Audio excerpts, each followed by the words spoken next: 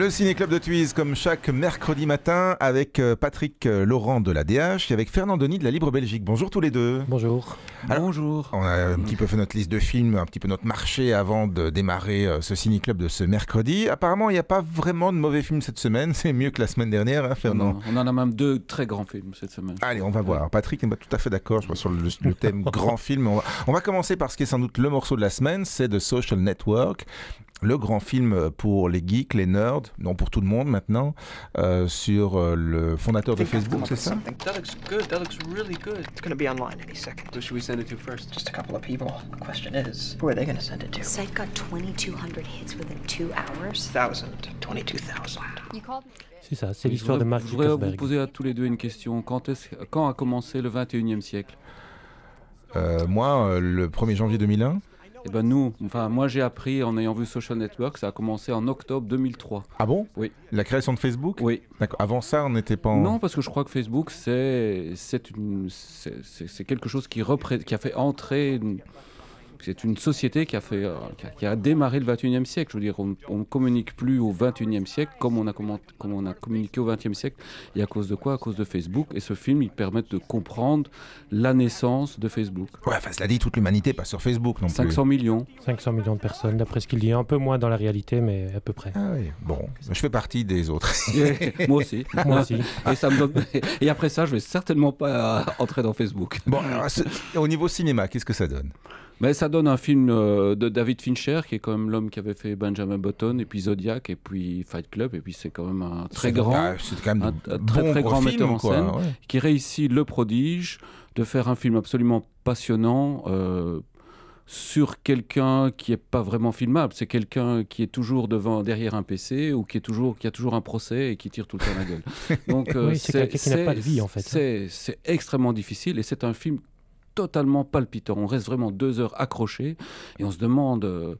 Alors, je pense qu'il a réussi quelque chose qui symbolise... Dans la mise en scène, il y a ce que représente Facebook et son inventeur, c'est la vitesse. C'est un film qui va à une vitesse exceptionnelle. Et on trouve ça dans la scène inaugurale, la toute première scène, qui est une scène absolument magistrale. Tout le film se trouve dans cette scène-là. C'est une scène tout à fait banale. C'est Mark Zuckerberg qui est avec sa petite amie, et ce type parle tellement vite et il parle de tellement de choses à la fois qu'on ne comprend rien. On ne comprend rien. Le type, il va tellement vite, on ne comprend rien. Et Facebook, c'est un peu aussi sa création, et sa création va plus vite que lui. Il court toujours derrière. C'est ce qu'on sent dans le film. Enfin, c'est ce que moi je pense que c'est une biographie. L'exploit, c'est de réussir à faire une biographie à partir de quelqu'un qui n'a pas de vie. Oui. Parce que clairement, Mark Zuckerberg, il n'a rien vécu. C'est un nerd. Et il ne s'est rien passé dans sa vie. C'est d'un ennui incroyable. Mais la manière de la raconter est passionnante. Et je pense que David Fincher, avant de filmer ça, a dû revoir Amadeus. Parce que les parallèles sont gigantesques. D'abord, on parle d'un génie, c'est plus de la même époque. Oui, c'est vrai. Et ce génie est décrit par ses ennemis, amis, ennemis, comme l'était Salieri pour Amadeus. C'est vraiment la même chose ici. Le film va évoluer, la personnalité de Mark Zuckerberg va évoluer via des procès, les 2 procès que ses 2 amis lui intentent. Et on apprend que comme ça, quoi. Donc c'est chaque fois le regard de l'autre qui permet de savoir qui il est. Et ce qui est très très intéressant dans le film, c'est qu'on se rend compte qu'il n'a aucun ami. Facebook, ça marche sur les amis. J'ai 5000 amis, je suis quelqu'un. Oui, si on avait autant d'amis... Enfin, c'est pas possible d'avoir autant d'amis. Je veux dire au sens premier du terme. Zuckerberg, lui, il n'en a pas. On a des relations. Je ne suis pas totalement d'accord avec le parallèle que Patrick fait avec Amadeus, parce qu'on peut pas dire... Enfin, je pense qu'à quand même... Mozart aimait la musique. Or, le portrait que nous fait David Fincher ici de Mark Zuckerberg, c'est un type qui a le plus grand réseau d'amis du monde, et il est complètement asocial. Oui, mais par contre, il a dans l'informatique, si tu refais le parallèle avec Mozart, c'est un génie de l'informatique. Oui, bon ben voilà, donc à découvrir, Social Network, ça sort aujourd'hui au cinéma. Alors on change de sujet radicalement, si je ne m'abuse, ça nous ramène dans l'ambiance du dernier festival de Cannes, c'est Poetry. Oui, Poetry, c'est un film de Lee Chang-dong, qui est un réalisateur coréen assez intéressant, dans la mesure où c'est un homme qui a une vie... c'est d'abord été un très grand romancier, un romancier à succès, et puis il a fait du cinéma, et puis il a même été ministre de la culture et du tourisme, et puis maintenant il est revenu au cinéma. Donc c'est un touche-à-tout. C'est vraiment un touche-à-tout.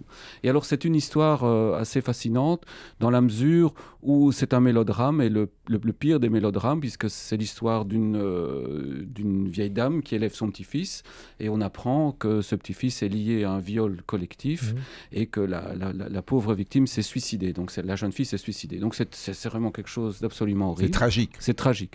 Et d'autre part, cette vieille dame, elle est atteinte d'Alzheimer. Donc, et sa façon, elle, de lutter contre Alzheimer, c'est de suivre un cours de poésie.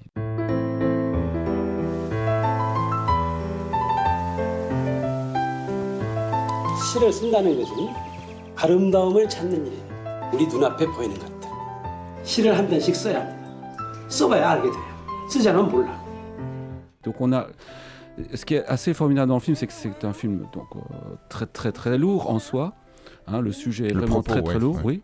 Et il le traite avec une légèreté extraordinaire. Et ça, il faut vraiment le voir pour le croire. C'est difficile à comprendre, mais c'est un film extrêmement léger sur un sujet très lourd. Ça, il faut. Je vais vous donner un exemple hein, parce que c'est pas très clair. Eh ben, disons que c'est un viol collectif, et donc tous les parents se mettent d'accord pour payer une somme à la mère, pour qu'elle ne porte pas plainte et pour que les enfants puissent continuer leur vie, comme si de rien n'était. Ouais. Et donc, la seule femme du groupe, donc, c'est elle. Et donc, on l'envoie, plutôt que d'envoyer les pères, on envoie cette dame à la rencontre de la mère de la victime pour lui faire la proposition. Et comme elle est un peu Alzheimer, au moment où elle arrive là-bas, elle ne sait plus pourquoi, elle va rencontrer cette dame. Et donc, ces deux dames, c'est un des climax du film. On se dit, la mère et la grand-mère qui se rencontrent sur un sujet comme ça, elles sont au bord d'un arbre et elles commencent à parler, mais vraiment d'une conversation complètement anodine, à propos des arbres, des fruits qui sont tombés de cet arbre. Et toute la conversation est complètement au second degré. Ces deux femmes ont une conversation totalement banale. Et nous, spectateurs, on comprend quand on parle des fruits qui ne sont pas mûrs et qui sont déjà tombés de l'arbre, on comprend qu'on parle de cette jeune fille qui s'est suicidée. Et tout le film est comme ça. Donc, le traitement est extrêmement léger et le sujet est terriblement lourd. C'est une très, très, très grande réussite. Moi, j'ai aimé pour d'autres raisons et j'ai moins aimé pour d'autres raisons aussi. J'ai vraiment aimé parce que justement, cette femme, elle incarne une humanité, cette grand-mère. Et à côté de ça, comme disait Fernand, il y a tous les parents qui se disent, ben voilà, c'est une question d'argent, on va payer, on va se racheter une virginité. Et nos enfants, ceux qui comptent, c'est leurs enfants. La victime ne compte pas du tout aux yeux de tous ses parents. C'est vraiment la déshumanisation du monde tel qu'on le vit et tel qu'on doit la vivre en Corée, face à cette dame qui, elle, justement, perd un peu la mémoire, mais qui, s'attache aux fleurs, aux gens, aux pensées, aux émotions. Et donc, ce contraste m'a beaucoup plu. Je trouve ça très intéressant. Ça nous renvoie à ce que nous, on vit. Par contre, il y a des lenteurs dans ce film, notamment des très longues séances de poésie, censées parfois être drôles, qui ne le sont vraiment pas. Ah non, il faut vraiment l'être parce que ça, c'est très ennuyeux. Non, c'est pas ennuyeux. Je voudrais quand même rappeler, il nous donne une définition de la poésie. C'est quoi la poésie? Il y a aussi la définition de la poésie pour des Coréens. C'est pas la même chose que pour nous, non, forcément. Je vais la reprendre. Il dit, c'est rechercher. C'est le professeur de poésie qui est un poète qui dit, c'est rechercher la beauté du monde, regarder une pomme et imaginer les rayons du soleil qui l'ont fait rougir. Moi, je trouve que c'est magnifique comme définition. On comprend exactement ce que ça veut dire. Quand tu vois les longues séances, tu ne retrouves ni le soleil ni la pomme. Patrick a trouvé ça un peu lent. On a compris maintenant les choses. Autre chose, dans un tout autre registre, Moi moche et méchant, c'est un film d'animation, ça.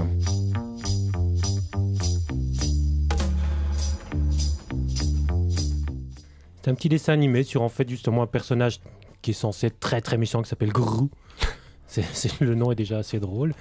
Et qui est doublé par Gad Elmaleh, qu'on ne reconnaît absolument pas, parce qu'il a un accent slave. C'est un argument commercial, donc. Et ce personnage donc, veut absolument voler la Lune. Il veut être le pire méchant de l'univers. Il veut réussir le pire vol de tous les temps, donc voler la Lune.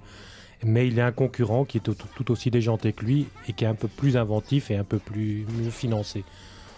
C'est très gentil, c'est mignon, c'est très familial. Il y a des petits personnages qui sont marrants, les mignous, qui sont vraiment jolis, inventifs. C'est des espèces de petites capsules jaunes qui font ni ni ni ni.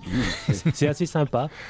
Voilà, ça ne révolutionne rien. C'est pour les gamins de 3 ans, ce que vous racontez là. Il y a quelque chose qui est quand même assez étonnant, c'est que c'est une production Universal, donc une production de studio américaine, qui était totalement réalisée en France. Ouais.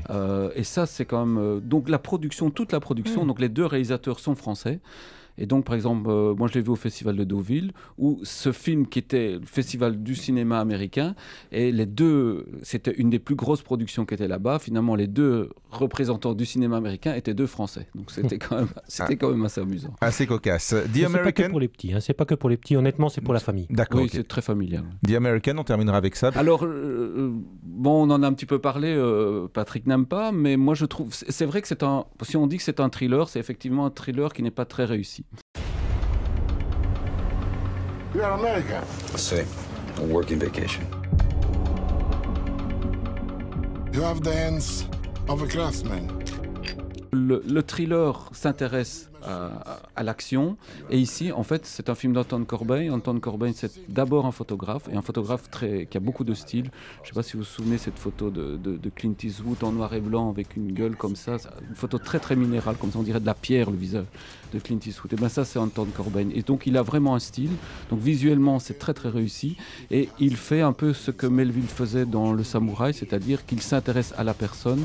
Donc ici c'est un tueur à gages, et il s'intéresse au tueur à gages, à son arme, et pas, je veux dire, à sa solitude, au fait qu'il est complètement isolé du monde et complètement paranoïaque, qu'il ne peut faire confiance à personne.